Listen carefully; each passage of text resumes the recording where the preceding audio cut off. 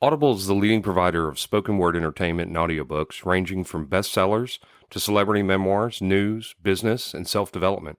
Every month, members get 1 credit to pick any title, plus 2 Audible originals from a monthly selection, and access to daily news digests from the New York Times, the Wall Street Journal, and the Washington Post, as well as guided meditation programs.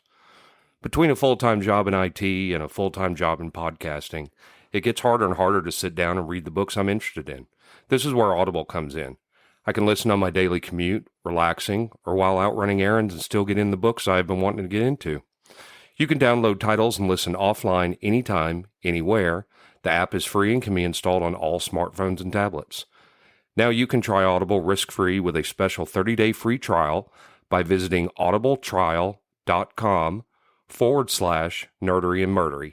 That's audibletrial.com/nerdery and murdery. Don't let your busy life get in the way of that great book you've been wanting to read. Go get your free trial of Audible today.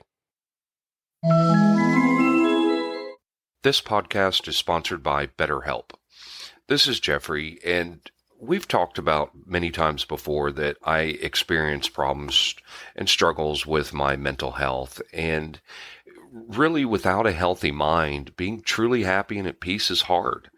The good news is therapy does work. It's helped for me, but what is therapy exactly? It's whatever you want it to be. Maybe you're not feeling motivated right now and would like some tools to help. Or maybe you're feeling insecure in relationships at work, or you're not dealing well with stress. Whatever you need, it's really time to stop being ashamed of normal human struggles, and it's time to start feeling better because you deserve to be happy. And now you don't have to worry about finding an in-person therapist near you to help. BetterHelp is a customized online therapy that offers video, phone, and even live chat sessions with your therapist, so you don't have to see anyone on camera if you don't want to. It's much more affordable than in-person therapy, and you can start communicating with your therapist in under 48 hours. So join the millions of people who are seeing what online therapy is really about. It's always a good time to invest in yourself because you are your greatest asset. And there's a special offer to Nerdery and Murdery listeners. You can get 10% off your first month of professional therapy at betterhelp.com/nerdery and murdery. That's betterhelp.com/nerdery and murdery. Thanks again to BetterHelp for sponsoring this podcast. I swear to God, the next one of you maniacs that says shenanigans, I'll pistol whip him. Hey, Farva, what's the name of that restaurant you like with all the shit on the walls and the cheese sticks? You mean shenanigans? I'm not really sure why I even do this anymore.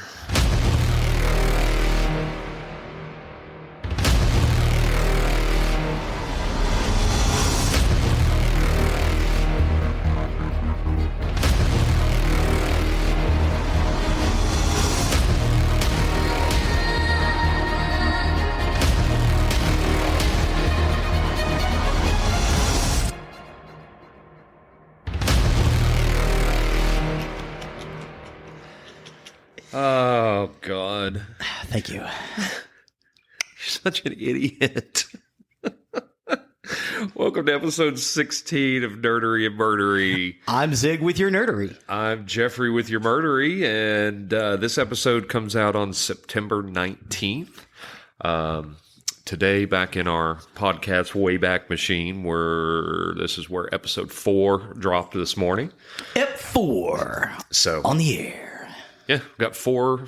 Well, if you include the teaser, we've got a total of 5 out there right now. Yes, so yes. Pretty cool. Yes. Glad to have those out there. Do want to say by now, if you're still with us here at episode 16, please do remember to leave us a review on iTunes. It really, really helps us. Helps us get our site out there to more people that are, looking for our type of content. So this really does help. So please. We would like to improve over time. Absolutely. Yes, and we need feedback to do that. Yeah. Because, we think it's funny, but meh. we thought our own selves funny for years. Yeah, so. Well, I mean, we've got a text chain between the three of us, and you guys will never, ever see that. Ever. I wouldn't make that public to save my life. No, but we all think it's funny. I wanted to talk real quick about we talk about obsessions, and I know my obsession is typically the true crime side of things, but I had to share with you just something funny, because I do have a level of OCD, obsessive compulsive disorder. Yeah, and I mean some of it's not bad, but some of it is very Sheldon Cooper level. Yeah. On mine, a couple of those that I was going to bring up that I thought was funny is my keys are one of them. My keys I put in the exact same place every single time. Oh, you will I'm never the same find way, you will yeah. never find my keys somewhere besides the hook where I put them when I come home. If those keys are moved a foot from their spot, I can't find them. Right on. I can't even find if they're right there. Even if they're right there, and that happens with so many other things. So we have the screens on our patio that can lift, so we can let the dogs out. And I usually keep that remote on the table by the back door. Well, the other day, the remote wasn't there. And I looked everywhere. I was asking Chelsea, I'm like, where the hell is the remote? I can't find it. This drives me crazy. She goes, I know I don't know where I put it. And I looked everywhere. I walked around on the patio and I looked and I looked and I looked. It was sitting right out on the patio. Oh, right was in it? plain sight. Yeah. And I just walked past it several times. Your eyes just didn't see it. Because it wasn't in its spot. Right on. I'm with you. This is what I'm saying. Yeah. I have OCD with that. And then the other one, and Chelsea, God love her that she puts up with me. We ordered We love you, Chelsea. we ordered Mexican food the other night. Right and on. she wanted to get some queso. Uh-huh. And I said, okay, order 2 cups of queso. And she goes, why? Just order a bowl. No, I can't do that. Get 2 cups. And she goes, your lack of being able to share food is really annoying sometimes. I said, Joey doesn't share food. it's not about not being able to share the food. Literally, in my mind, it's the whole thing. You have to take the bowl, you have to pour it in 2 cups, and then it's not going to be even. Literally, my mind sees all this, and I don't care if it's more expensive. I have to have it in 2 cups. Yeah, because you've already run the computations. I've already run it in my head. And you know what? And it's funny because if you gave me 2 cups of queso and one was fuller than the other, I don't care. No. I don't care. But they're 2 separate for each individual person. So But if you were filling them from the bowl, it you would drive me crazy. Yeah, you would be like, oh, this one's a little lower. It's like an itch inside my head. Yeah. And so that's why I said I had to kind of share that I do have a few Sheldon level OCD things that I'm sure just drive people crazy. I think that's why we get along so well. Maybe. The other thing I was going to talk about today was a new podcast that I started listening to this week, and I'm already through the first season. It's pretty short episodes. I don't think they have a single episode that's over an hour, but it's called The Opportunist. Okay. I think they just started season 2. I mean, it's like a brand new podcast. Oh, well, I guess. But it's very professionally done. It's unlike us, right. This is a professionally produced in the studio podcast. But the description of it is how everyday people turn sinister because of opportunity. And it's really, really, really good. Season 1 focused on Sherry Shriner, who was an internet cult leader. And it was that name is familiar. Yeah, I'm sure it is, because it was funny. She's the one who said that number one, that she was Jesus's sister, so direct daughter of God, and God sent her, and that the world was going to be taken over by the New World Order, which was full of aliens and lizard people. She's the Sneeple people, the snake people. Yeah, person. And she has the orgone, the crystals that she made, the orgone that's supposed to protect you from all the demons and whatnot. Right on. And it sold at a premium too. I would imagine. I think when she sold them, probably because she ended up kind of becoming for a money grab near the end. But it was funny as I was listening to it at the very beginning. She's talking about how the end of the world is coming and the aliens are going to destroy us and the lizard people. And, the first thought in my head was, what makes her belief any more incorrect than another belief? Exactly. So, and that's where I started, because I'm like, who's to say? Really, no matter what your faith is, we honestly don't know until the end. Any information you get from another human being is a lateral move on the informational flowchart. Right. And so that's where I started. The more I went in, Sherry Shriner was a wackadoo. She and not only just a wackadoo, it got to the point where I was like, I hate this woman. Wow. I just hate this woman. So if any of you out there that are looking for a podcast, I highly recommend The Opportunist. Opportunists. Very that sounds good. really interesting. So I just wanted to give them a shout out. And then I had another podcast I was going to give a shout out to. I'll do it on the next episode because I've got to go find the name of it again because I forgot the name. But anyway, right on. So give The Opportunist a whirl. Anything you're obsessing about this week? Well, actually, there's one thing I need to address. In an earlier episode, I said, Peacock, fix your stuff for Fire Stick. This weekend, they fixed their stuff for Fire Stick. Maybe they were listening. We haven't released that episode yet. Yeah, we have. Well, that episode. We haven't released that episode. You're correct. Yeah. That doesn't mean they weren't listening. You know how they can listen through our devices. Oh, my God. Don't make me paranoid. Now I have to look behind me. Well, I mean, it's out there. Okay. There's no denying it when you have a conversation with someone and the ad for that exact thing shows up on Facebook later that day. Right on. It's all the devices are listening. So, okay. Right on. Anything else before we get into it? We went to the water park yesterday. Me and Chloe and Lorelai and Ella, Brady and Ashley's little girl. Cool. And that was a lot of fun. If you're in the West Fort Worth area and you want to hit up a small water park, it's called Splash Days, and you should check it out. It's a lot of fun. Cool. Awesome. Also fairly inexpensive for, a water park. Sure. Well, glad you got to enjoy that. Yeah. It was a lot of fun. And I didn't get burned, so. Well, that's shocking. Much. Well, I got a little strip on the back of my neck. That's shocking. Yeah. We were out there about 3 or 4 hours. Wow. Yeah. Did you have sunscreen on at all? Yeah. Yeah. We just kept reapplying. So. Okay. But I mean, usually with my pastiness, even if I put on sunscreen, I'm still going to get at least a spot. Yeah, I know I will. So, okay, cool. Yeah. Well, then if nothing else, I guess if you want to crack into the nerdery side of our show. Well, awesome. Today, I'm going to be covering Broken Lizard. Cool. Broken Lizard. Broken Lizard. Yeah, so they're an American comedy troupe. They comprise Jay Chandraskar, Kevin Heffernan, Steve Lemmy, Paul Soter, and Eric Stolansky.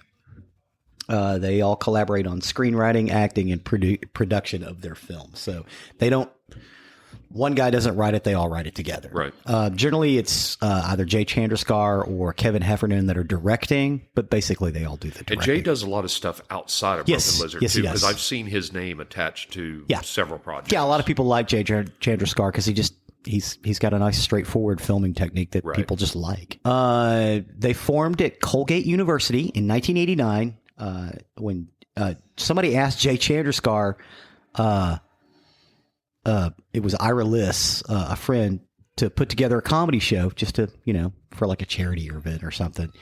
And Chandraskar agreed and assembled a sketch comedy troupe, which included, of course, Kevin Heffernan, Steve Lemmy, Paul Soter, and Eric Stolansky. They were all members of his Beta Theta Pi fraternity, and they performed a bunch of live stage sketches. Under the name Charred Goosebeak. Charred Goosebeak? Charred Goosebeak. Okay, all right. Which actually is still alive and running at Colgate University up in New York State. Cool. Yeah, they're still around. It's not those guys. Right.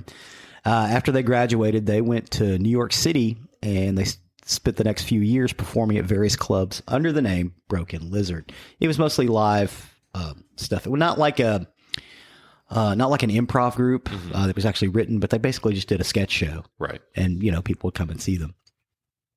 During this time, Kevin Heffernan went to law school and became a practicing lawyer. Wow. Yeah, he actually left a law practice to do Super Troopers. Okay, so Farva. let me thank you. Yes, That's exactly Farva. what I was going to ask, because I need to get in my mind a visual of who is who. Yes. And Super Troopers is where I need to go. Yes. So Farva is the one who got a law degree. Yes. I know who Jay is. That's Ramathorn. Yeah. Who? Steve Lemmy. Steve Lemmy works a lot with Kevin Heffernan. As a matter of fact, they've got a show on right now. Do you know which one was which? Yeah, I'm trying to think. I think it was Rabbit, the guy with the nice mustache. Rabbit. That is Steve Lemmy. Okay. And so then the other one, the crazy one, that pulls all the pranks is. Oh no, that's Steve Lemmy. Okay, that's not Rabbit. Rabbit is the rookie. Yeah, no, yeah, okay. So you've got Rabbit that's oh my God, I just had his name in front of me. That's Eric Stolansky. Okay. The young guy with the curly hair, that is Paul Soder. Okay. And Steve Lemmy is the other guy. Now, I called him Rabbit. It's not Rabbit. I just watched this 3 days ago just to bone up on it. Off the top of my head, I can't remember. Yeah. And I've watched that movie a ton. Yeah. The guy that gets shot in the yeah. That's Steve Lemmy. That's funny. Yeah. And, also the guy that called his girlfriend Penelope in Club Dread. I couldn't get into Club Dread. Really? No, I couldn't get into it. That's the one. And I also have not watched their fire department show. Tacoma FD, I watch it all the time. Yeah, I haven't watched. I was just watching. I mean, literally 2 or 3 days ago. Super Troopers, and there's something else I've watched. Beer Fest. Those are the only two I've watched. Really? Yeah. So you haven't seen Slam and Salmon? It's about a restaurant, and Michael Clark Duncan is the owner. Okay. And I think that's the last movie he did. Oh wow. Yeah, and he's great. He plays an ex-prize fighter who owns a seafood restaurant in Miami. Oh, how funny. He's called the Slam and Salmon. That's why he names his restaurant that. I don't know why I haven't watched more of it, because I mean, Super Troopers is one of my favorite comedies. Oh, Tacoma FD is basically, it's Super Troopers, but they're a fire. Right. And all of the guys, it is Steve Lemmy and Kevin Heffernan who are doing it, but all of the guys have shown up in it. Right. Yeah. I don't know. I just don't know why. And it may be because of Club Dread that I just didn't have a good experience with Club Dread. Club Dread, you didn't like it? Well, I mean, it's kind of in that same vein as Shaun of the Dead or some of that other stuff. It's comedy and horror. Yeah, but that doesn't bother me. Yeah. I love Shaun of the Dead. Yeah. But just Club Dread just didn't. I don't know, just didn't do it Club for me. Dread with the great Bill Paxton. Super Troopers 2 is supposedly still coming, or it's already come out. That's right. Yeah. It's already come out. Yeah, I think I've haven't watched it. Oh, you can get it on Amazon Prime. It's Yeah. like you can buy it for like $12 or rent it for $3. What the hell's wrong with me? God, Super Troopers 2 is great. Will Sasso plays this Canadian Mountie, and at the end they give a bunch of these outtakes because every other word he goes meh with this really thick French accent, and it cracks everybody I up. love Will Sasso. I really do. I loved him going back to Mad TV. Yeah. I think Will Sasso is Yeah, great. and he'll start cursing at him in French and meh. Really funny. Oh yes, I can't believe you haven't seen Super Troopers 2. It's hysterical. Will Sasso also plays a Canadian drug dealer in Justified. Oh, that's right. Who gets killed by Wash. Alan Tudyk? Uh-huh. Nice. Wash is the Alan Wash Tudyk, is another homeboy. He's from Hearst. That's the hitman that kills Will Sasso in Justified. Nice. Which I always thought was funny. Anyway. So the next few years after doing the thing in New York, really, and I just lost my notes. No. It's just okay. There we go. All right. Well, I'm going to go back to the fact that you've got everything on a phone. I do. It's okay. I like to have it in bullet points so I can look down and read off my notes and talk to you. I have bullet points on this giant ass screen in front of me. Yes, I know, but I would rather have them on my phone. I may eventually get a tablet so it's a little bit bigger. It literally drives me nuts watching you do this off a phone. I don't mean to drive you nuts, but honestly, yes, you do. No. No. If I wanted to drive you nuts, I would go doo doo doo doo doo doo doo doo doo. Yeah. So we were working on a project a while back, and every time he would click a mouse, I would go doo doo. Duel of the Fates. Doo doo doo doo doo, and I made him not like that song anymore. Yes, which I loved that song at one point, and he no longer does. Sorry. So yeah, they're performing at clubs and college campuses, and the memberships. There was actually more of them, but it dwindled down to those guys. And by the mid '90s, they wanted to shift away from live material and record something. So, they wrote and acted in Dante's Level of Hell series on Comedy Central on a little bit called "Is This On?" So they did some stuff like that. I don't even think you can find it anymore, but it was like they would do like little bits in between shows, and they did some of those. Dante's Level of Hell? Dante's Level of Hell. Never heard of it. Yeah. And they also, they filmed a short 30-minute 16mm project called the Tinfoil Monkey Agenda. It was, in Super Troopers, when they're watching the Afghani Johnny Chimpo, that's actually the Tinfoil Monkey Agenda that they're watching. That's a bit that they did. Then they filmed a movie called Puddle Cruiser. Not many people have seen Puddle Cruiser because they didn't release it for like 10 years. They made it in 1996, and they were allowed to film it on Colgate University, and they took it around to the film festivals. And they were showing it at Sundance, and it got some positive reviews, but nobody picked it up. But while they were at Sundance, that's when they came up for the idea of Super Troopers. They were just sitting around waiting to go to their thing, and someone had the idea. And no one is really sure who it was that came up with the idea. Yeah, why don't we do like a highway patrol where they don't have much to do, so they just mess with people?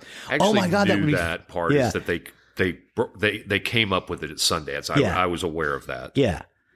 And so they got a wide release on Super Troopers. It actually played in a lot of movie theaters, although not many people saw it. Oh, they saw it on video. Yes. That's when it became a cult hit. Yeah, that and people would rent it and then watch it. Back when you rented videos, did we see it in the theaters or no? We get it on video? You know where we saw it the first time? At home.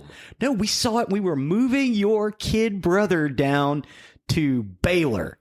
And he put it on while we were moving his stuff in, and we stopped moving it and sat down and watched it. That's right. Shout out to Kyle. Love you, Kyle. I completely forgot. I knew you and I saw it together. Yeah. And then Super Troopers became a staple with Randy and I. Randy and I watched it a bunch. Yeah, I know. One of his roommates had put it on just to have something on in the background, and we were carrying stuff, and we saw the bit with the kid in the back of the back of the cruiser going, "These snozberries taste like snozberries," and we stopped moving stuff and sat down. It's like, hey, why don't we take a break? And we, got something to eat. That snozberries kids. That's Christina Hendricks' husband. Yes. Yeah. I understand they just split up. Oh, did they? Yes. But yeah, they were together for like 10, 15 years. Quite a long time, yeah. So yeah, the script basically concerns some rural highway patrolmen, and they're trying to make their job entertaining. They shot that in 2000. It was also invited to Sundance, where they had a raucous screening, and they got a film distribution deal with Fox Searchlight. And they released it in February of 2002. And again, it didn't do real well in the theaters. It did okay, but I mean, they made their nut on video. Right. People loved that movie on video. They would just watch it over and over again. Like I have.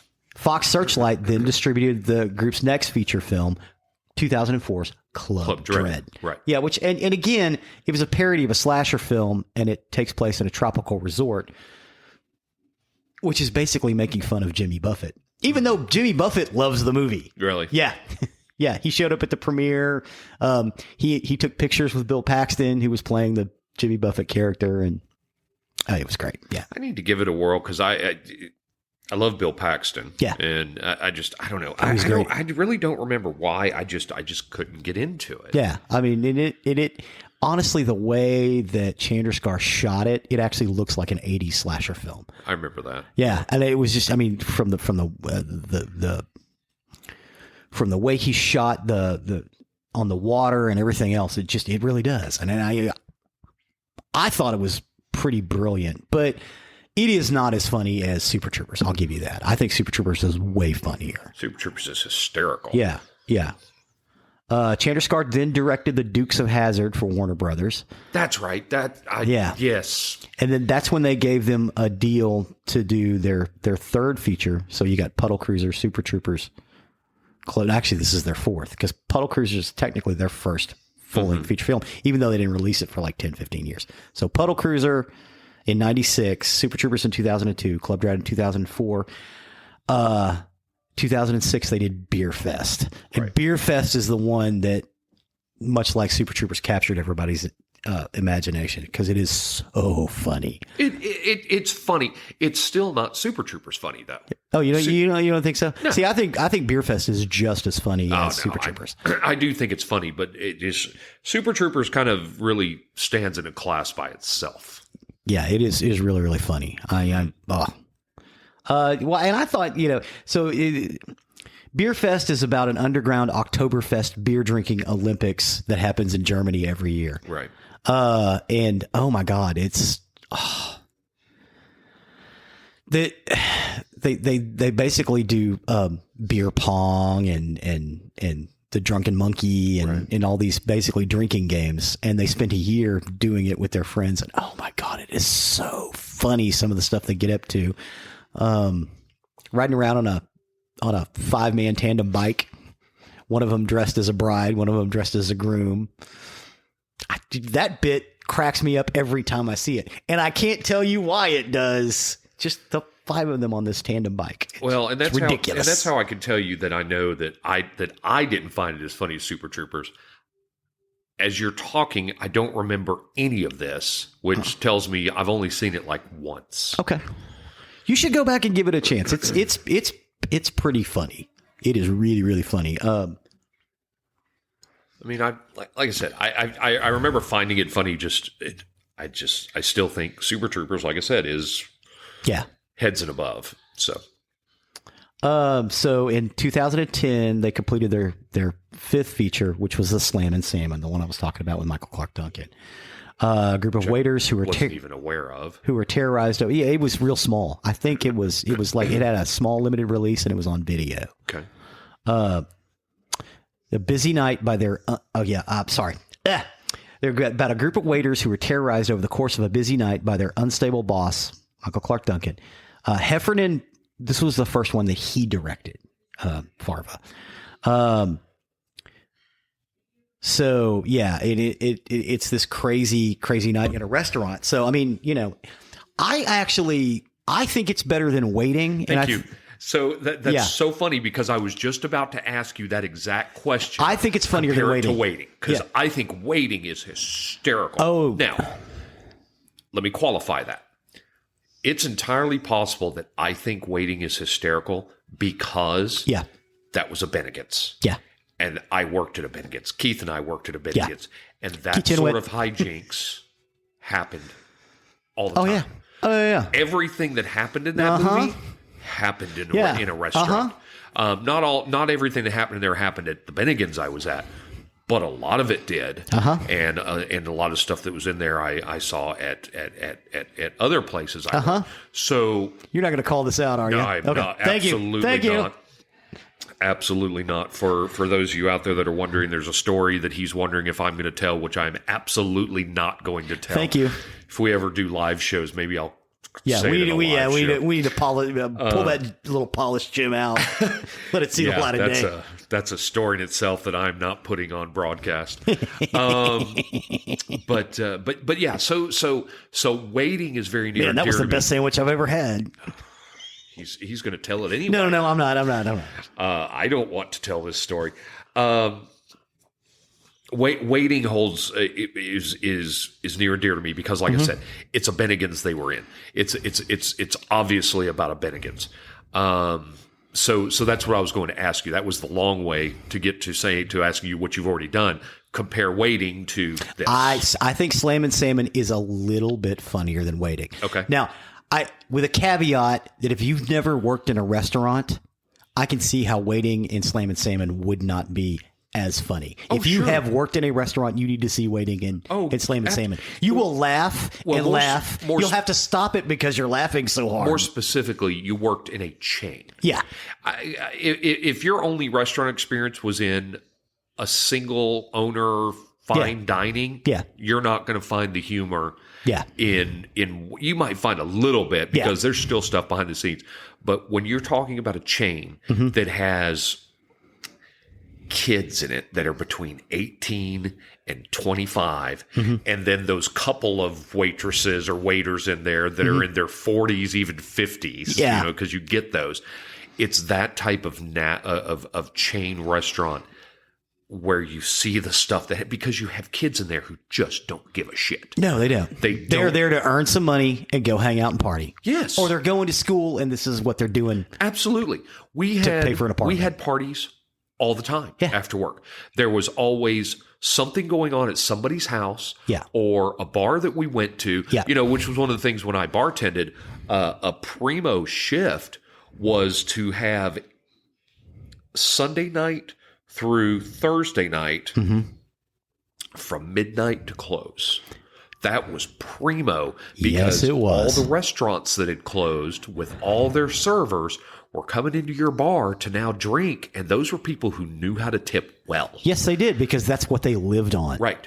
And Sunday was their Friday. Yeah. For a lot of them. Yes. So Sunday nights was great. Well, there was also an unspoken agreement, too. As a bartender, when you went to those restaurants, you also needed to tip well. Oh, yeah. There was always reciprocation. Yes. I mean, so you knew a lot of those people because they worked in restaurants around you. They were all in chains. But anyway, so there was always something going on. There was always drinking that was going on afterwards. Somebody's house, some party going on. But and so that's what it was. These kids were getting money to pay for school, or they were getting money just to pay for rent and then drink. And really, they didn't give one rotten shit about quality, granted, they did care about providing good service, because providing good service gets you better tips, theoretically. Yes. But yeah, when you've got kids like that are pretty much mostly running the place, because you had a manager who was probably in their 30s, maybe 40s, occasionally in the 50s, but that was kind of rare. Yeah. You basically had children that were running these yes. places. Yes, it was, the asylum was taken over by the inmates. Yes. You had your one adult who really had no control over those children. No. They thought they did, but they didn't. Yeah, and 9 times out of 10, they wanted to get in, get their stuff done, and go home. Right. Yeah, they didn't want to deal with any of this because, again, they had to deal with children all the time. Well, but just like in the movie Waiting, it was very true where the manager kind of wanted to be a part of them. Yeah. Wanted to hang out with them because they were still mentally a kid themselves. Yeah. That's why they still worked in a restaurant. Yeah, exactly. So that's why I liked Waiting, because it reminded me of those days, and I saw the very same things in that movie that happened in real life. Yes.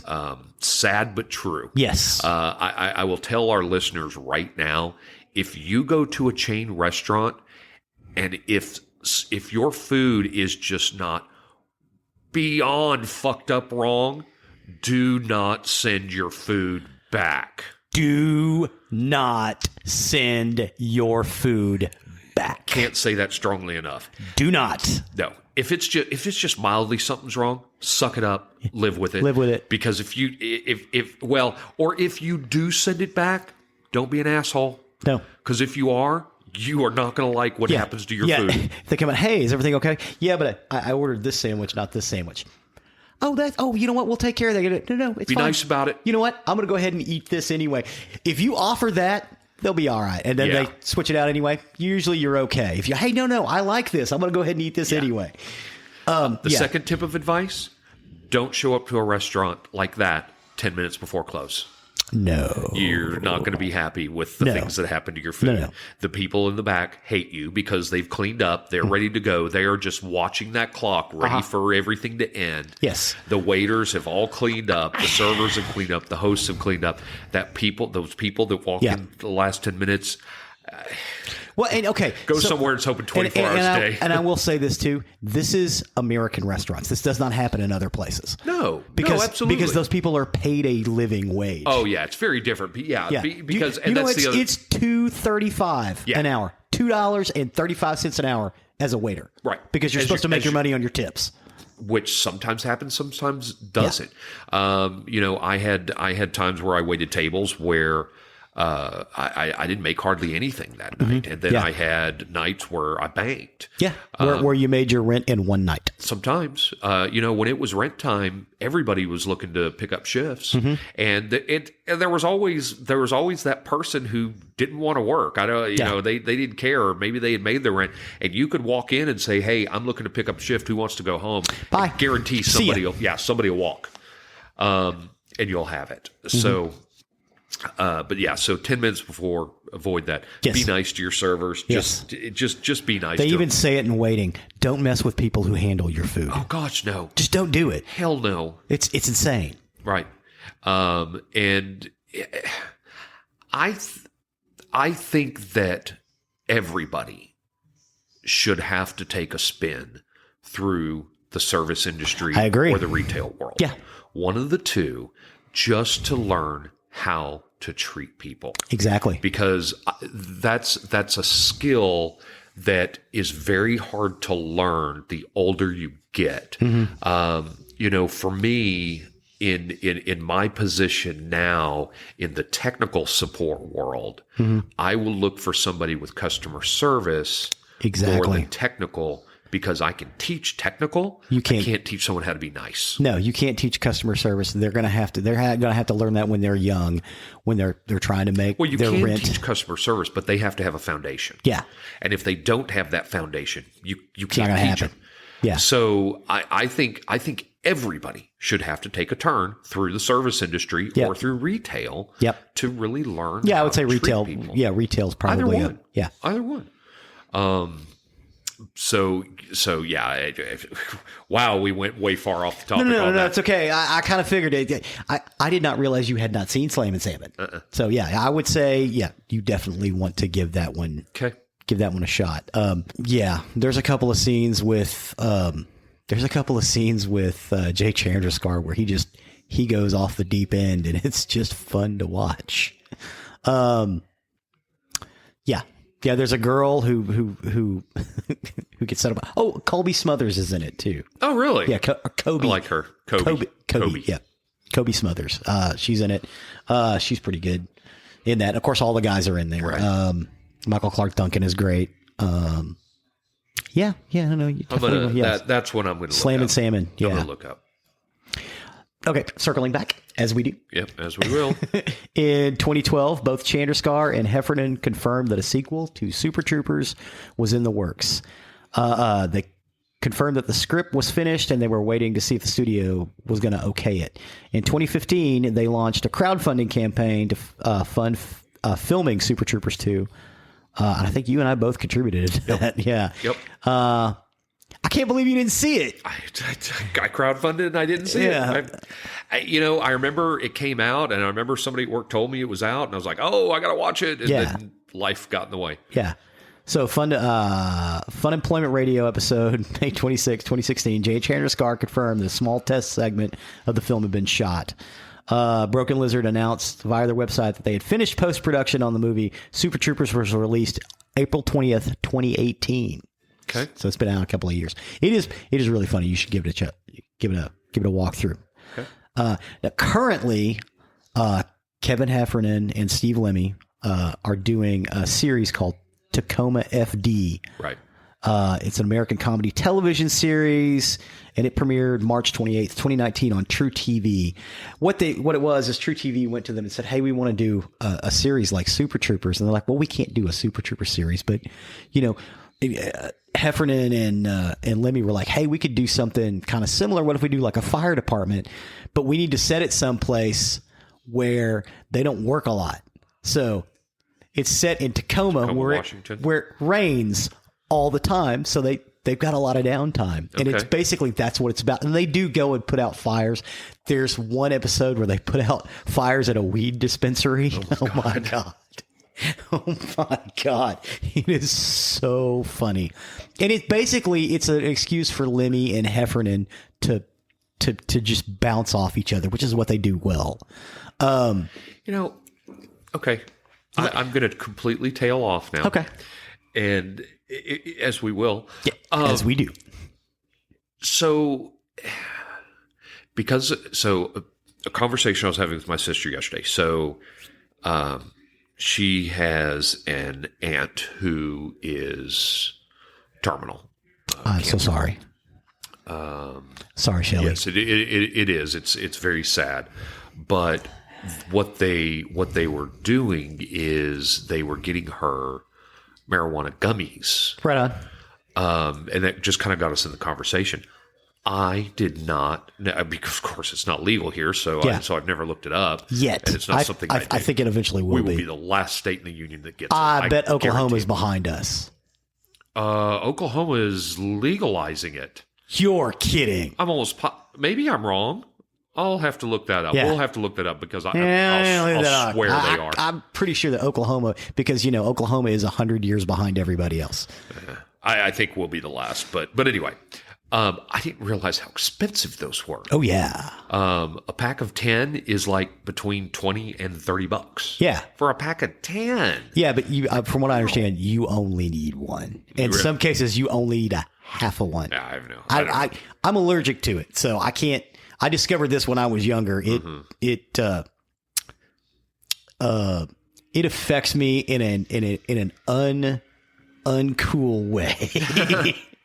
Yeah, I have no idea. I mean, it's not a thing I do at all. I'm sorry, it amazed me. You talked about a weed dispensary on fire. That just reminded me of the gummies. And I think there's some episodes where they do some stuff with gummies too. Because again, funny. it's I just couldn't believe how expensive that was. 10 of them for $20 to $30. I was like, wow. Yeah. Okay. Yeah. Anyway, they're not cheap. I guess that's me being just being naive. Yeah. So whatever. Yeah. Well, apparently, all the stuff where it is legalized, the stuff is really, really strong because it can be. Sure. So, and it's, that's what they do. I don't know. Anyway, sorry. I'm tailed off in a whole different direction. Because they kind of go down that. There's one where these arsonists are setting fire to adult toy warehouses. Tacoma FD. Sorry, circling back where they're setting fire to adult toys warehouses. Oh my God, the jokes that go off about that are just excuse me, bazinga. And there's a contention between the fire department and the local police department.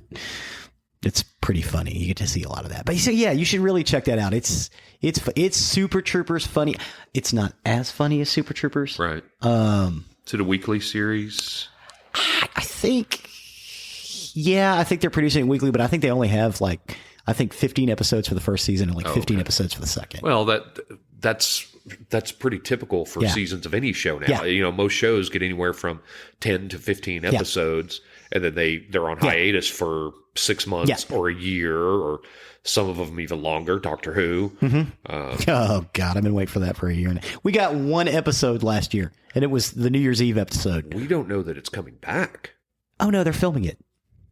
No, they're filming it right now. Okay. Yeah. I've seen articles that said it may not come back. That they're just about to wrap now. I think it's Jodie Whittaker's last season. It 100% is, because I had heard that the Christmas episode was her goodbye. Oh, the one that they showed. Yeah.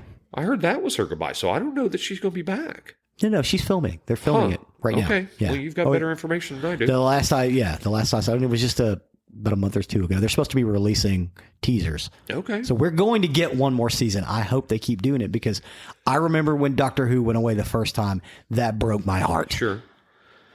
Well, and we're a Doctor Who family here, so we love it. So, anyway, so maybe I'm wrong about Doctor Who in this, in this episode where we're talking about Broken Lizard. Circling back, as we do, as we will. So yeah, you definitely at least give the first couple of episodes. They're only 30 minutes. Right. I would go a couple of episodes in because one of the new rookie firefighter is the daughter of the local captain, played by Kevin Heffernan. And when she comes in, it gets a lot funnier. I think it was funny before because the characters they've got are just, they're insane. One of them, Ike Crystal, is a fanatic about, building up his muscles and everything. And he's also an exotic dancer on the side. Right. The grandma, that's what they call him. Grandma is the medic, and he's really funny. Oh my God. It's just really, really good stuff. I cannot stress enough. You got to give it a listen because it's hysterical. And the opening is Kevin Heffernan and Steve Lemmy sitting in a fire truck. What was that noise? An alarm, maybe? I don't know. Something? Did we get it? Did we get that? We got it. I don't. Something in my house just went off, and I don't know what it is. The machines are taking over. No, I'm not ready. Although, I make sure I am nice, because I don't want if the machines decide to take over, I want them to remember I was the nice one. You were the next one, yeah. Yeah, I'm gonna have to investigate whatever that noise was. So. You want me to take a pause here? No. No, actually, that's basically it for Broken Lizard. Other than go out there, if you haven't seen it, it's really funny. It's farcical. It's very farcical. So if you're looking for something that's highbrow, this may not be what you're looking for, but it is really, really funny. And it's, I think they elevate farce, and there are people who won't disagree with me or may not disagree with me. I think they elevate farce. It's for stupid humor. It's pretty smartly written. That's what I like best about it. I wouldn't think of anything that Broken Lizard would do that would be considered highbrow. Yeah. Yes. So I like, I guess we'll call it lowbrow humor. Right on. I like that humor. Yeah. I like the silliness. That's where Chelsea and I differ. She can't watch that kind of stuff. She Really? just doesn't like it. Right on. But me, yeah, I love that kind of stuff where it's just silly. Yeah. And it's just out there. It's just bizarre. And that's why I like Super Troopers. Yes, it's just out there. It's bizarre. It's goofy. There's really, it's just nonsense. And I enjoy it. Yes. I enjoy it. Yes. Nonsense is fun.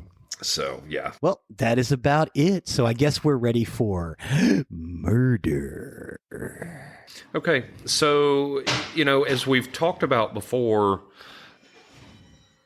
my side is the true crime side. So, Yes. it's murdery, but it's not always going to be murder.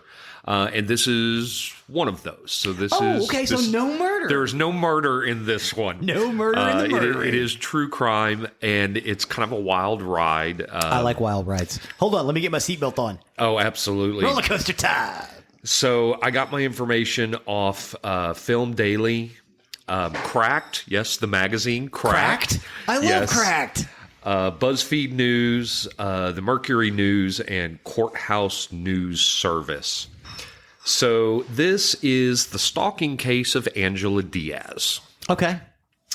So we're going to start off with a Michelle Hadley. Okay. She was a young woman. She'd really only been in one relationship in her entire life prior to 2013. Okay. She married her high school sweetheart. She was 22 years old at the time, and they divorced 4 years later. Oh, of course they did. Right. Okay. Just a little relationship. Yeah. Got married. Yeah. Divorced after 4 years. Okay, a little side note, folks. If you marry your high school sweetheart, it's probably going to end badly. Well, the odds are against a high school sweetheart. I know if you meet your high school sweetheart and you guys go away from each other and come back later, generally that works out. Yeah. It's the odds are against a high school relationship working out. Yes, because you're different people. Right. You're still growing. You're still learning who you are. And, I expect that's what this particular case was. They only married 4 years. Mm-hmm. So late in 2013, which is why we talked about prior to 2013, she met a 35-year-old Deputy U.S. Marshal Ian Diaz. Okay. They met on a dating site. Okay. Michelle said that he was very attentive, he was sweet, and a hard worker who lived with his mom. Okay. And they fell for each other quickly. He lived with his mom when he was 35, and he was and a Deputy U.S. Marshal, too. And a Deputy U.S. Marshal. Yeah. Well, he was probably not home a lot. That's probably Right. why. Probably. Yeah, that makes sense. I'm not going to judge him. No, Whatever. I'm with you. They did fall for each other very quickly, and Ian told Michelle he loved her on their second date. Aw. Yeah. So, it was a quick romance. It was very, very, very fast. Right on. In the spring of 2014, they moved in together. Okay. But then the relationship kind of went awry. Right on. How was she? Okay, so he was 35. How old was she at the time? So she was in 2014 when they moved in, 23. 23 and 35? Still kind of a big age gap. But It is. okay, I'm with you. All right. Well, so the difference between a 21-year-old and a 30-year-old are huge. Yes, the difference between a 30-year-old and a 41-year-old Not are so not. much, right? Yeah. Because you've become who you're going to be. Yeah, about 25. In your teens through about 25, as you said, is really when you're becoming who you're going to be. Yeah.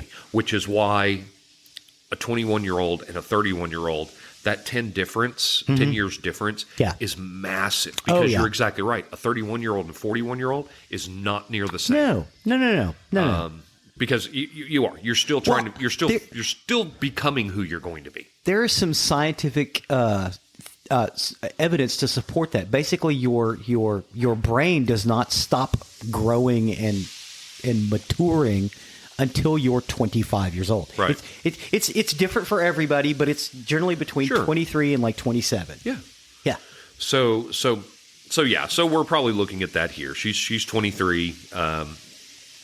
He's 35, 36 at this point. Yes. Ian started to become very controlling. Oh no. He said he wanted her to adopt a sexier look, wanted her to wear crop tops, acrylic nails, and get a belly button piercing. So he's trying to mold her into what his image is. Yeah, make her look like he wants her to look. Yes. Yeah. Which, that's a bad sign in itself. Yeah. Like someone for who they are. Yeah. Not try to change them to what you want. Yeah, not try to change them to yourself. He also pressured her into leaving her job, which he was in a marketing position. He wanted her to leave her job and take a $20,000 pay cut to go to work at Disneyland. He just wanted to control her life. Yes. Yeah. It was said that it was speculated that he most likely wanted her at Disney because he once worked there and had colleagues there who could watch her. Oh, okay. So yeah, Cuckoo. I think so. I think this guy's a little bit unhinged. Right on. Michelle, though, she did what Ian wanted. She took a $20,000 pay cut. Yeah, she went to go to work at Disneyland. She was wearing the crop tops, doing all the things she wanted because she wanted to make him happy. Yeah, because she was afraid if she didn't, he'd leave her. Yeah. It's terrible. Yeah. I absolutely hate that. Yeah. Ian would spy on her computer, on her online activity. Yeah. He was also tracking her car. He would call her whenever she drove a few miles outside of her zone for work, home, and school. What? Yeah, she was taking night classes to obtain an MBA. And he basically had the zone of here's the triangle of the circle of homework, school, and if she got outside of that range, he'd be calling her. Hey, Find out where are you? Where are you? Why are you outside? Who are you with? Why are you outside this range? What are you doing? Yeah. It was constant. Yeah. It was constant. I'm going to go check out this new restaurant I heard about. Right. Yeah. But so let's put a fine point on it. That kind of controlling behavior is an abusive relationship. Yes, it's an emotionally abusive relationship. Yes, it's the beginnings of usually that's how physical abusive relationships start. Can be. And If this podcast has taught me nothing else. right. Right. Let's see. Don't beat your kids if you don't want them to become serial killers. Don't beat your kids. The things that we learn on here. Love people for who they are, not what you think they should be. Right. But I bring that up because that it's an emotional abuse, because this is another situation where you have somebody who is in this abusive relationship and it's all they know. Yeah. They don't know how to get out of it. They don't know how to change things. Yeah. And I say that because in December of 2014, Ian proposed to Michelle. And she said yes. Uh-huh. So even though he's doing all this stuff, he's watching her. He's telling her what to wear. He's telling. Let's he's get finding out where married. It'll be awesome. Yes. We'll have babies. It'll be wonderful. Yay. Yes. Yeah. Michelle actually said that she didn't just love him; she felt addicted to him, and his influence was intensifying. Right on. As it does. Well, for several months, Ian had been asking Michelle to have sex with other men while he watched. Okay. Yeah. Okay. She declined him repeatedly, and she once even threatened to break up with him if he continued. Yeah. And he just told her she was overreacting and kept asking. Finally, on Valentine's Day 2015, she gave in. Okay. And she said she was worn down from taking an over-the-counter cold medicine. And so she did a few shots of Fireball for courage. Ian filmed her having sex with another man who Michelle thought that he found on Craigslist. Creepy in itself right there. Yeah. Don't go find somebody on Craigslist and bring them into your home. I'm sorry. I've got this real weird wash. Yeah, I bet you do. Yeah, I bet you do. It's there's even a murder that I'll probably cover at some point. I've got it listed as the Craigslist killer. It's just it kills me. Michelle did say she immediately felt regret, and she begged Ian to destroy the tape. And he just told Michelle, "Hey, no one put a gun to your head." Yeah. So this guy's an ass. Yeah. He's a jerk. Yeah. So, but the relationship kept going, and in the summer of 2015, they mortgaged a 2-story condo in downtown Anaheim. Okay. And then the relationship became worse. I'll bet. It apparently became more toxic, more paranoid, and physically frightening, according to Michelle. Ian once pulled over his SUV on the freeway during a fight and told her to get out. In Anaheim? Yeah. That freeway or those freeways? Yeah. Dude, that's dangerous. Yeah. She didn't. But he tried. Later, she tried leaving Ian, but he threw her down on the bed and held her as she tried to claw away, screaming. And Michelle said Ian had angry tirades and rants that would go on for hours and hours. He held her down. That's physical abuse. Sure. It's my God, assault. he's a cop. Yeah. Yeah. I would say call the police, but in this case, I don't know if it'll do any good. No, and and we've said that so many times in a lot of these episodes. I want to make sure to be very clear here. We're not victim shaming. No, we're not. We're not. It's hard for us. It's very easy for us to sit here and say call the police. Yeah. But when you're in that relationship, that's a scary thing. There's several psychological things that go into that. Will anybody believe me? I mean, think about it at this point. She's marketing person at Disneyland. He's a deputy U.S. Marshal. Yeah. Who are they going to believe? Yeah. And that's and granted, and sociopaths seek out positions of power for exactly that reason. Exactly. Yeah. And and so you would hope that they believe her, but that's the true and simple facts. This is the world we live in. Yeah. They may not. Well, I guarantee you that there's. I can't say I guarantee you because I don't know, but I'm pretty sure someone in her circle has noticed this trend. I'm sure. Yeah. I'm sure.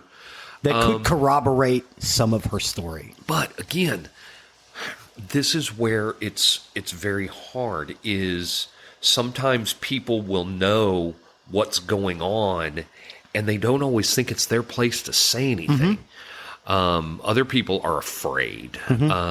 It's a very hard one. I'm with you. Yeah. I don't want to victim shame or anything else. No. I feel for this young lady. Absolutely. Because this is awful. It is. But at the end of the summer, they finally broken up. Okay. So she had enough. Good. Ian took the engagement ring back, and he accused her of cheating on him. Of course he did. Well, yeah. He made her cheat on him and filmed it. Right.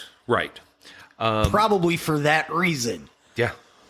Michelle packed up her car with as much as she could fit into it, and she drove away. Yep. But Ian remained in the condo, which Michelle was still paying half of the mortgage for.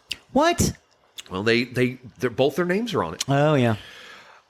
So that began a year-long battle over the condo. They tried to come to a financial agreement, but these were becoming very, very bitter.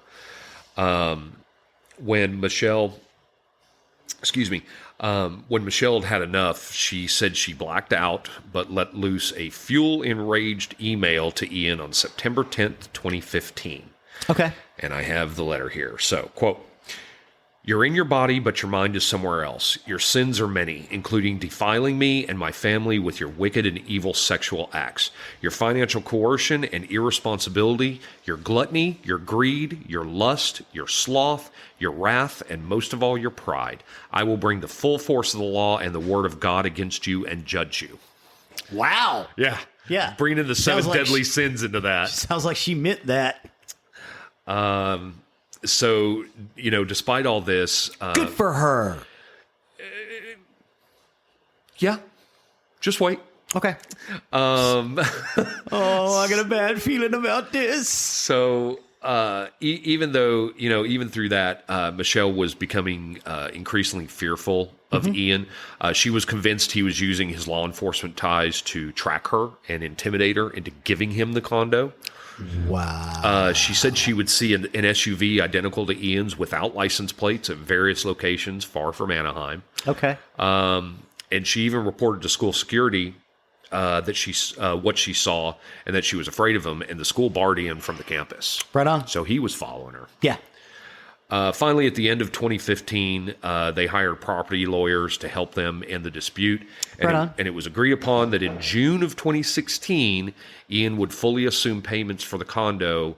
And if he could not afford it by then, he would sell and it would all be over. Right on. Okay. Got lawyers, legal, written up, documents, groovy. Right. Let's be done with this now. Yes. Smart. Meanwhile, Ian had reported Michelle's annoying emails, including her Bible-invoking one, and the fact that he was banned from the school campus to Anaheim police. So he's turned her in now. Okay. He turned her in. Okay, I get the email, but again, that wasn't threatening. He thought it was because he also applied for a restraining order against her. But she had him banned from following her to this campus where he wasn't going. Why would he go to the Okay. Because he's saying she's the one making threats. He's saying she's the one. Yeah. Well, abusers always want to play the victim too. Well, he filed for a restraining order against her, which got denied. But Michelle was now on law enforcement's radar. Right on. Maybe that's not necessarily a bad thing. Possibly. In January 2016, Ian met Angela Connell online. Okay. And they were married a month later. Okay. Well, maybe he will leave her alone now. Well, Ian and a pregnant Angela, so it was a shotgun wedding, obviously, moved in together into the condo. Okay. So 2016, remember that in June of 2016, he either had to fully assume the payments or sell it. He has now moved his now pregnant new wife into this condo in January. So he's got 5 months. On June 6th, Michelle... Hey, that's my baby girl's birthday. Well, Michelle was given a restraining order that Angela took out on Michelle. What? Angela told police that Michelle was sending emails from fake accounts where Angela was referred to as Eve and Michelle referred to as Lilith. Remember the Bible verses? Some of the emails threatened Angela's life or that of her unborn child. One email warned, "I hope you are scared of death tomorrow. Be prepared. Don't sleep. Be watchful of the daughters of God. We will steal your child and we will watch as it dies." Another one suggested Ian did not really love Angela, and it said, quote, "He is obsessed with me. I am his treasure princess. You are nothing. Watch your back tomorrow." So Okay. Angela said she was getting these from Michelle. So it sounds like and Michelle. there are emails out there. There are emails, right? So I mean, at this point, it sounds like Michelle has flipped. Yeah. On June 13th, a Gmail account linked to Michelle's primary email to a person. There was an account linked to Michelle's primary to a person named Lilith Hadley, who replied to a Craigslist ad seeking women interested in rape fantasies in Orange County. Lilith wrote, quote, "If you are free tonight, come find me. Force me into my house and take me down." The reply also gave Ian and Angela's address. Other replies gave Angela's dog walking routes and were told to go on with the raping even if she resisted. So Off of Craigslist? Uh-huh. Huh. Uh-huh. Yeah. Okay. Okay, so it was linked to Angela's account. It was linked to Michelle's account. Michelle's account. I'm sorry. I meant Yeah, Michelle. we got to get him. Remember, Angela's the pregnant wife. Michelle is the one who's been. Yeah. Michelle is the one who. Okay, so supposedly this account is linked to her, but it's also bringing in stuff on Craigslist. Okay. No. She replied to a Craigslist ad. Yeah. Okay. All right. I'm with you. Okay. Go ahead. I'm sorry. In a court hearing on June 17th, Michelle walked into the courtroom. So this was, for more restraining orders. And she saw Ian with friends and relatives around him. Angela walked right up to Michelle and handed her a stack of papers that were printouts of the wildly threatening emails to Angela, and all signed with a variation of Michelle's name. Okay. And on June 24th, Angela called 911 to report that a man had tried to rape her in the garage of her condo. Police arrived to find Angela crying with a reddened neck and a ripped shirt. And a few hours later, Michelle was arrested as she returned home from a date. Okay. So, while Michelle was in jail, the emails to Angela stopped. Okay. She did only spend one night in jail, as Michelle's parents posted $10,000 in bail to have her released the next morning, and then the macabre and abusing emails began again. Men were continually invited on Craigslist to the condo. Wow. Yeah. On July 13th, Angela called 911 again.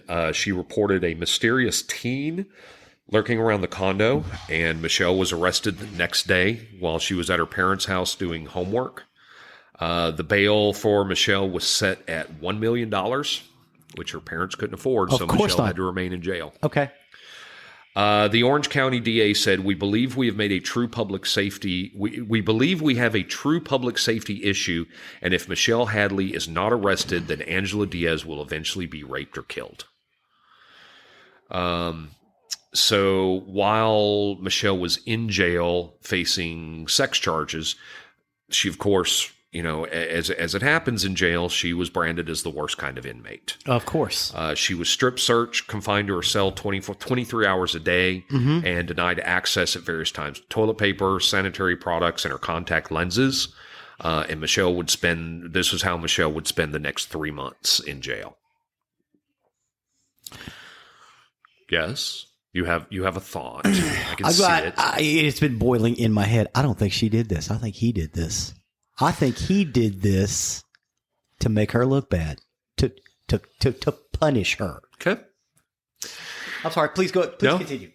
No, I appreciate the commentary. On September 30th, 2016, Ian spoke with a detective who was assigned to Michelle's case and told the detective that he believed his wife, Angela, framed Michelle. So Ian is now saying that Angela has done this. Oh. That's what Ian's saying. Yeah. Well, of course. Yeah, because he ain't going to take responsibility for his actions. So Ian told detectives that Angela claims to have suffered a miscarriage in the spring of 2016 as a result of Michelle's torture, but that the miscarriage was false. It was actually an abortion he encouraged Angela to have because he was not sure who had fathered the baby. Oh.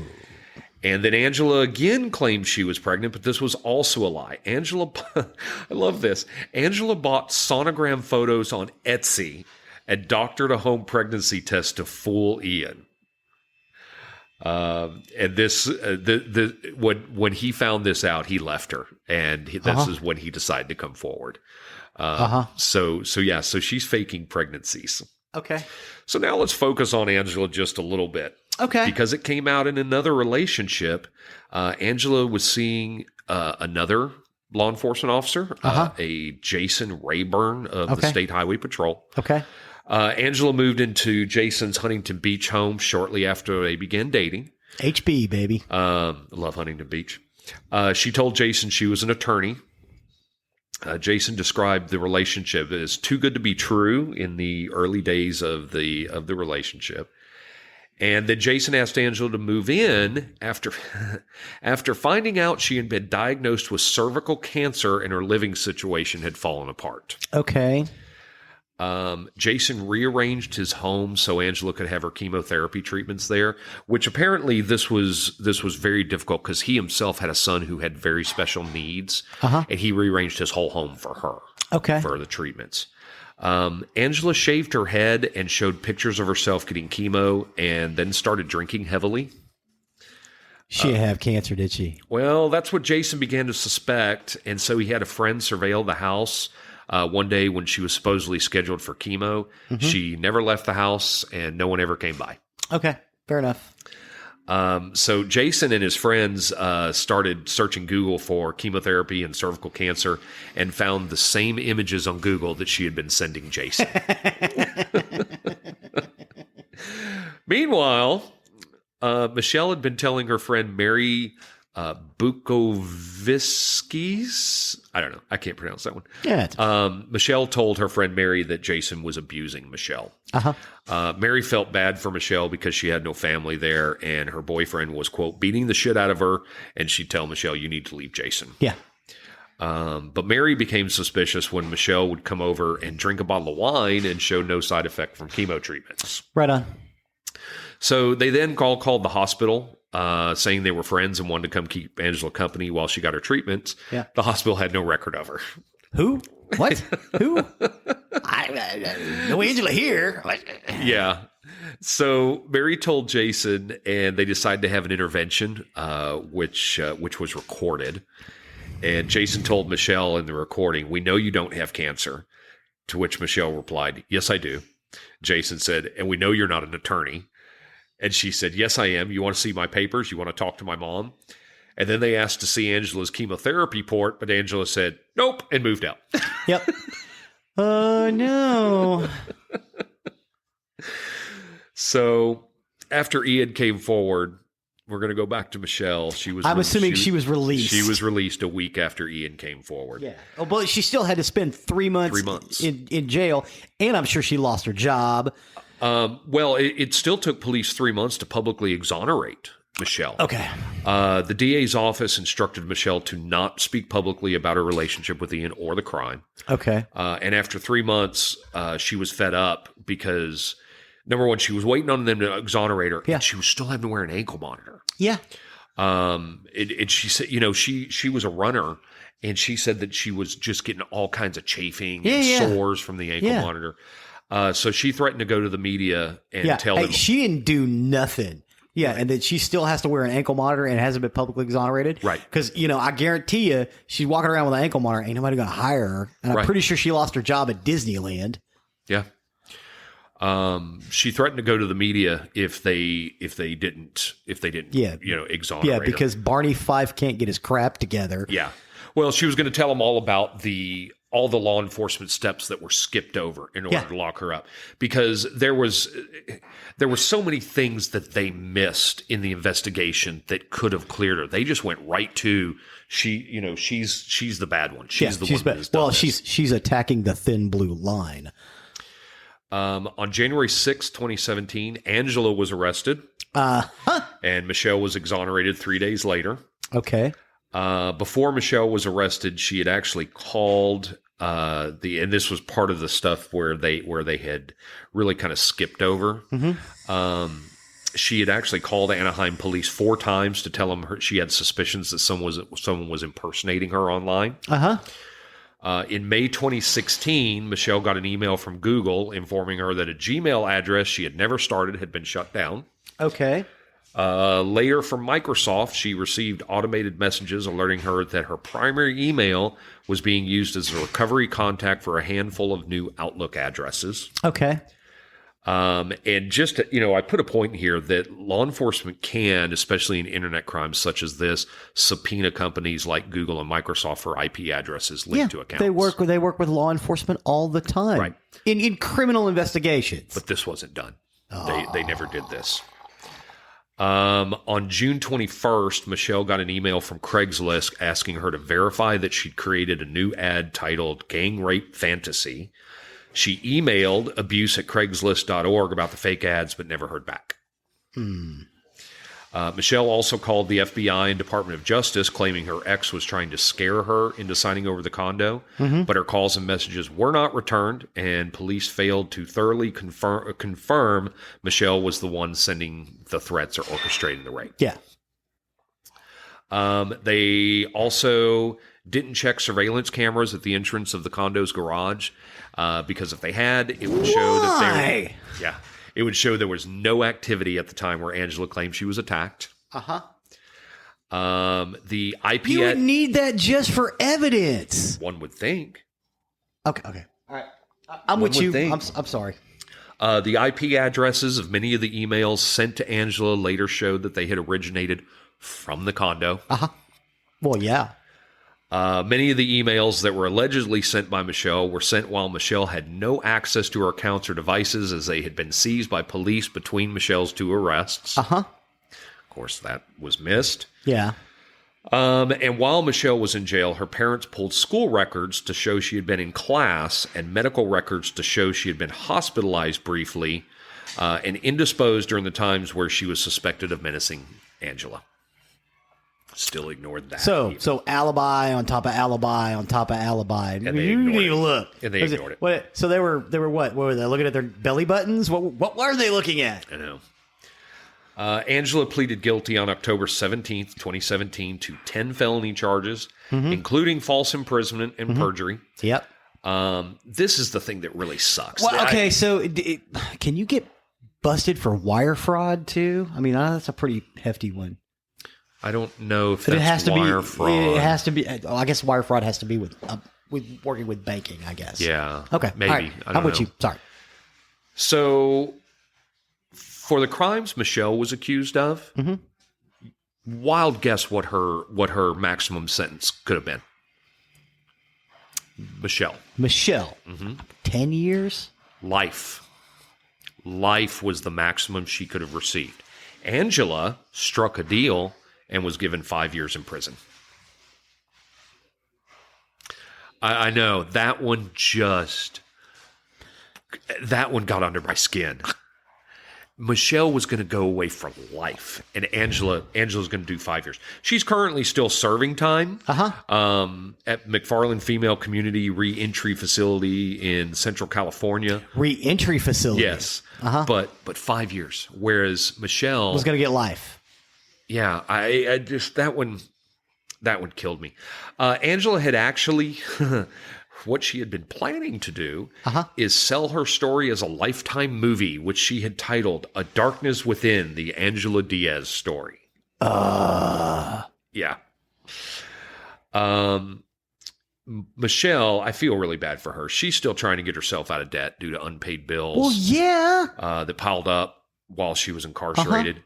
Ian ended up selling the condo for $499,000, which they purchased for $470,000. Michelle did not see a dime of the sale. She did sue the Anaheim police for the mishandling of the case. She wants to see Ian investigated and the detectives from her case fired. Yes. She also wanted her case to to do something about the quote unquote blue wall of silence of police. That thin blue line. On April 21st, 2021, she accepted a settlement from the city of Anaheim and 4 of its police officers, but details were not disclosed. Okay. Michelle still does struggle to this day because the story follows her. Well, I'll bet. Yeah. And she said... Well, they publicly said she's a menace to society. Yeah. And that's, and that's... What genius cleared that? Right. And that's the one thing she said too is she hopes that one day she can restore her optimistic view of the world she once had, because right now she just sees everything as dark. Yeah. Dirty cops. Yeah. So that's the story of Michelle Hadley and Angela Diaz. And it's funny, as I read through this, I kind of wanted to talk about this a little bit, because you're going to remember this. Mm-hmm. There was so much in here which really creeped me out, because if you remember, I had someone that I was dating that was not who they said they were. Oh yeah. I'm not going to say the name. I'm not going to disparage anybody here, but I had to tell this story here because so much of this.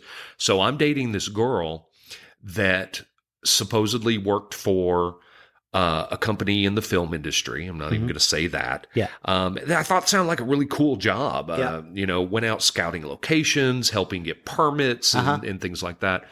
And I was young. We were all young then. Mm-hmm.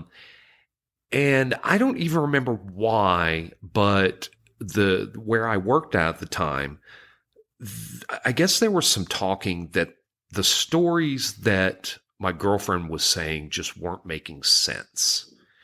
And my boss actually told me, you know what? I want you to go home. And if she's not there at the apartment, I'll apologize for everything I'm saying right now. But I'm going to bet dollars to donuts she's at your apartment right now. She's not at work. Went home. Sure enough, her car was there.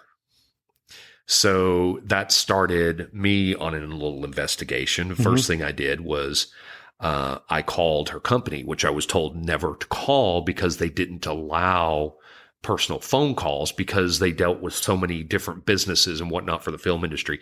They didn't allow. Well, at this point, I was like, okay, no. And I called. They not only was she not working there, but they told me that they were really tired of people calling there looking for her. She faked a robbery.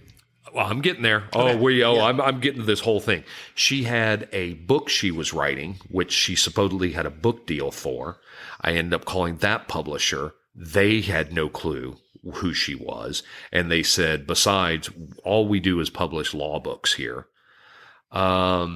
Then I forgot about that. Yeah. She supposedly graduated from a local college and was supposedly in her master's degree. I called that local college and they said, no, she has never gone to school here. And if we catch up to her, we're actually going to press charges because she keeps telling people she has a degree from us. So this is fraud, or that's what they called it at the time. So there was that. And then I come home one day and I mean, by this point we've been robbed. Yeah. Things are, this is the whole emotional abuse thing that I was in because I stayed in this relationship, even though I was finding these things out. And I don't know if it was because I just needed to get to the bottom of everything and find out what was going on. To get to the end of the story. Maybe, but I stayed.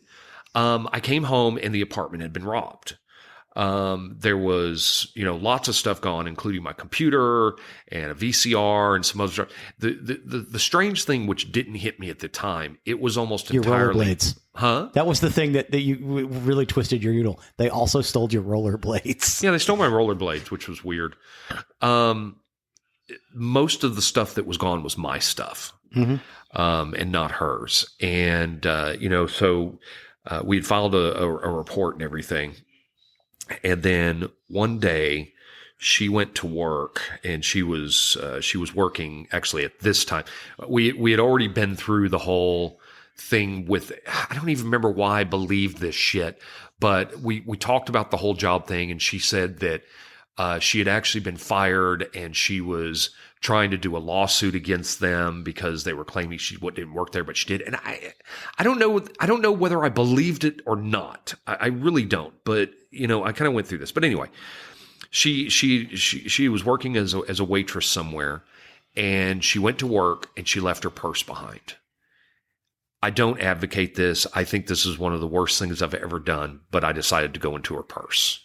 Something told me to, and I opened it and I found pawn tickets for everything that had been missing from our house.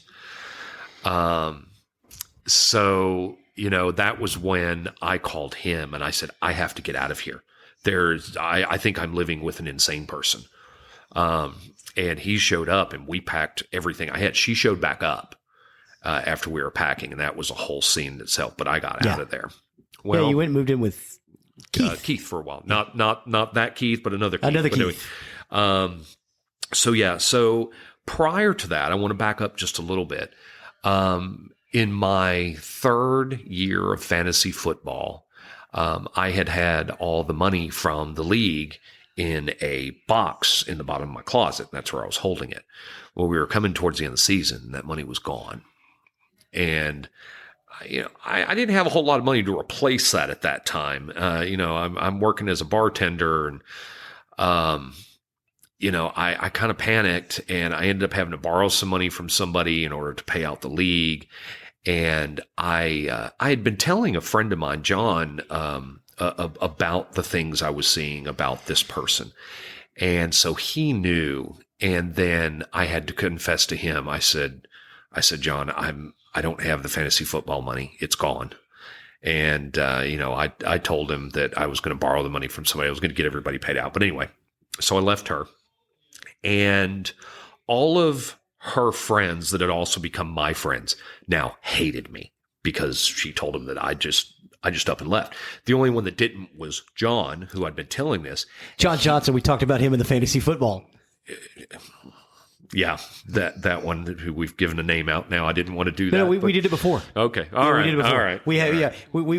We talked about him specifically. Yeah.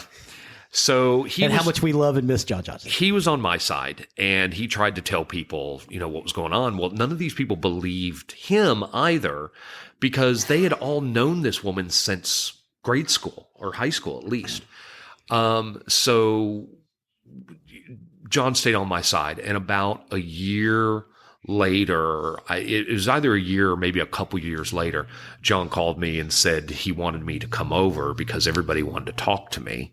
So, okay, when I went over, and they all apologized to me because after I left this woman, she apparently really went off the deep end, and a couple of the friends went on vacation, had my ex-girlfriend watch their house. Well, they were on vacation. They came back home. About a month later, the husband is asking his wife, have you seen the credit card statement? And she said, no, I haven't. He goes, well, I haven't seen it either. We need to call them and find out what's going on. And when they did, they found out there was over $10,000 racked up in charges on their credit card. And what this girl had been doing is at the job she was at, every time she got cash, she ran the card and pocketed the cash. So she was charging this credit card every time somebody paid her cash and pocketing it. And then she ended up actually buying tickets to Hawaii and to Connecticut and jewelry and all kinds of stuff. And I mean, it's just, it went way out there. That's what this story reminded me of was, that was going to be bad. Yeah. You hit the microphone. This story reminded me of that. And I just had to tell this story because that's such a haunting one in my past of someone who completely duped me, and I stayed in it for way longer than I should have. Couple of years, right? Yeah, I was with her for a couple of years, and all that happened. I think you stayed around for that dog. I think that's the reason you stuck around. Yeah, you love that dog. Love that dog. So it was her dog. So I had to share my story with that. But yeah, so that's my story for today. Well, thank you. That was a really nice wild ride and no murder. So no murder for the first false time. False imprisonment, but no murder, and that made me so mad. I'm sorry for interrupting so much. I was like, what? What? Please interrupt all you want. I interrupt you. I don't care.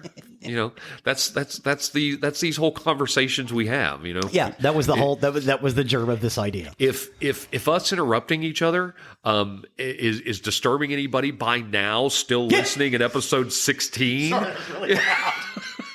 Yeah. If it's bothered them, they're still hanging on. They secretly like it, Right. So I wouldn't concern yourself about that at all. But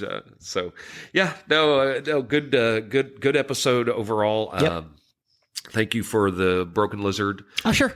stuff. I've got movies I'm going to have to watch now. Yeah, definitely Slammin' Salmon. You need to check that bad boy out. Glad I got to give everybody a peek behind the scenes at My Wacky Life. Yes, man, that was nuts. I remember that being just nuts. Oh yeah. And, I mean, you see why this story reminded me. Yeah, I'm with you. Yeah. So that's it for this week. We'll be back next week with episode 17. Yes. Should be an exciting week. Excellent. So with that, I have been Zig with your nerdery. and I'm Geoffrey with your murdery. Cue the music.